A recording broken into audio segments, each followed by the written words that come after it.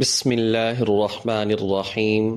سورہ یاسین قرآن کریم میں 36ویں نمبر پر ہے اور نازل ہونے کے اعتبار سے یہ سورت 41ویں نمبر پر نازل ہوئی۔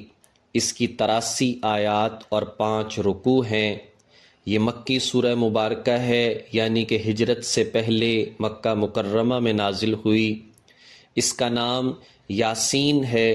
یہ حروف مقطعات میں سے بھی ہو سکتا ہے، چونکہ شروع میں آ رہا ہے اس لیے اس سورت کا نام یاسین رکھ دیا گیا۔ نبی پاک صلی اللہ علیہ وسلم کا نام بھی ہو سکتا ہے اور اللہ تبارک و تعالی کا نام بھی ہو سکتا ہے۔ اسی لیے امام مالک رحمۃ اللہ علیہ فرمایا کرتے تھے، اگر کوئی اور اس کا اپنا نام رکھے تو اس کو کسی کے ساتھ ملا کر رکھے، یعنی کہ غلام یاسین، اس طرح سے۔ خالی یاسین نام رکھنا مناسب نہیں۔ ہاں، اگر کوئی رکھنا ہی چاہے تو ایک گنجائش ہے، اور وہ اس طرح سے ہے کہ یا الف یا اور پھر آگے سین یہ نون اس طرح سے لکھ دیا جائے، یا کے اوپر کھڑی زبر ڈال کر ایک ہی لفظ کے ساتھ اس کو نہ لکھا جائے، لیکن یہ اولا خلاف اولا کی بات ہے۔ بہرحال اگر کوئی رکھنا ہی چاہے تو گنجائش نکل آتی ہے۔ اس کے شان نزول کے حوالے سے حضرت ابن عباس رضی اللہ تعالی عنہ فرماتے ہیں، نبی پاک صلی اللہ علیہ وسلم مسجد کعبہ میں اونچی آواز سے تلاوت فرما رہے تھے۔ قریش آئے، آپ کو تکلیف پہنچانا چاہتے تھے، آپ کو پریشان کرنا چاہتے تھے، تو ان کے ہاتھ ان کی گردنوں کے ساتھ بندھ گئے، آنکھوں سے وہ اندھے ہو گئے۔ نبی علیہ والسلام کے پاس حاضر ہوئے، معافی مانگی، واسطہ دیا اور کہا کہ دیکھیں آپ کا ہمارے ساتھ تعلق ہے، خاندانی رشتہ ہے، ہمیں معاف کر دیجئے۔ نبی علیہ والسلام نے دعا فرمائی تو وہ ٹھیک ہو گئے۔ اس وقت اس کی ابتدائی آیات نازل ہوئیں۔ جیسے اس کا نام سورہ یاسین ہے، ایسے ہی اس کا نام دافعہ بھی ہے، یعنی کہ یہ اپنے پڑھنے والے سے ہر برائی کو دفع کر دیتی ہے۔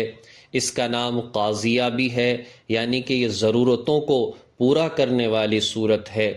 جو شخص اس سورہ مبارکہ کو پڑھے، حدیث مبارکہ میں آتا ہے اس کو 10 قرآن پاک پڑھنے کا اجر ملتا ہے۔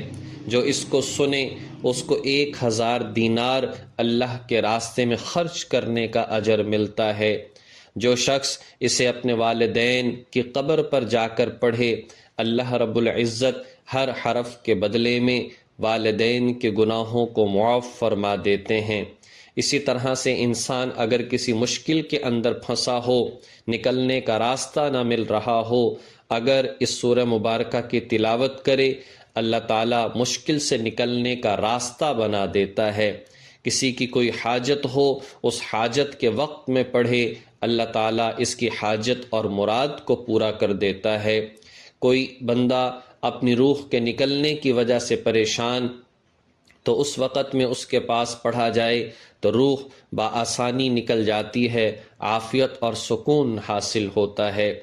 نبی پاک صلی اللہ علیہ وسلم کی حدیث مبارکہ ہے، حضرت ابو ہریرہ رضی اللہ تعالیٰ عنہ کہتے ہیں کہ نبی پاک صلی اللہ علیہ وسلم نے فرمایا، اللہ تعالیٰ نے اس کائنات کی تخلیق سے 1000 سال پہلے جو ہے اس کو تلاوت فرمایا۔ فرشتوں نے سنا تو فرشتے کہنے لگے، بڑے خوش قسمت ہیں وہ لوگ جن پر یہ الفاظ اور یہ صورت نازل ہوگی، بڑے سعادت مند ہیں وہ کان جو ان صورتوں کو سنیں گے، بڑی سعادت مند ہیں وہ زبانیں جو ان صورتوں کو پڑھیں گی، اور بڑے سعادت مند ہیں وہ سینے جو ان کو یاد کریں گے۔ نبی پاک صلی اللہ علیہ وسلم نے خواہش ظاہر فرمائی اور کہا کہ میرا دل یہ چاہتا ہے کہ میرے ہر امتی کے دل میں یہ صورت ہو، یعنی کہ اسے یاد ہو۔ اس کے مضامین کو اگر دیکھا جائے تو اللہ تبارک و تعالی نے اس سورہ مبارکہ کے اندر جو ہے اللہ اپنی قدرت کاملہ کی حکمت بالغہ کی نشانیوں کو بیان فرمایا، اور خاص طور پر جو ہے انسانی وجود کے اندر بیان فرما دیا۔ کہ غور و فکر کر کے دیکھو اللہ تعالیٰ نے انسان کو کیسا بنایا، اللہ تعالیٰ کی ذات نے کائنات کے نظام کو کیسا بنایا۔ اللہ تعالیٰ اس نظام کو بنانے میں جو ہے وہ کسی کا محتاج نہیں، تو چلانے میں بھی کسی کا محتاج نہیں ہے۔ قرآن مجید کی حقانیت کو بیان کیا، قرآن مجید کی صداقت اور سچائی کو بیان فرمایا، حضرات انبیاء علیہم السلام کے واقعات کی طرف اشارہ فرمایا کہ وہ لوگوں کو خبردار کرنے کے لیے آیا کرتے تھے، اور پھر جن لوگوں نے حضرات انبیاء علیہم السلام کا ساتھ دیا، اللہ تعالیٰ نے ان کی عظمتوں کو اس صورت کے اندر بیان فرمایا۔ حدیث میں آتا ہے یہ صورت قرآن کریم کا دل ہے۔ اس کی حقیقت اصل میں یہ ہے، ایمان کی صحت فکر آخرت پر موقوف ہے۔ انسان کا ایمان اس وقت کامل رہتا ہے، بچا رہتا ہے، سیدھے راستے پر رہتا ہے، جب انسان آخرت کی فکر کے اندر مشغول ہو، اپنے آپ کو گناہوں سے بچائے، اپنے آپ کو نافرمانیوں سے بچائے، اللہ تعالیٰ کی ذات کو ہر وقت یاد رکھے۔ چونکہ یہ مضمون آخرت والا بڑے بلیغ انداز میں اس صورت کے اندر بیان فرمایا گیا ہے، اس لیے اس صورت کو قلب قرآن یعنی کہ قرآن پاک کا دل بھی کہا جاتا ہے۔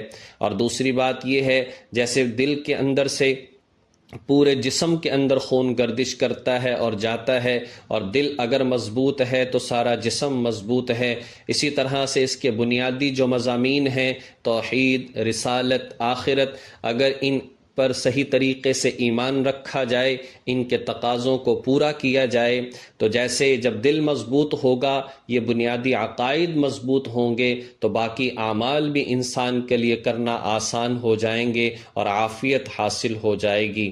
حضرت امام ابن سیرین رحمۃ اللہ علیہ فرمایا کرتے تھے، جس نے اس صورت کو خواب میں یہ دیکھا کہ میں پڑھ رہا ہوں، اس کی تعبیر یہ ہوگی کہ اس کی آخرت اچھی ہوگی۔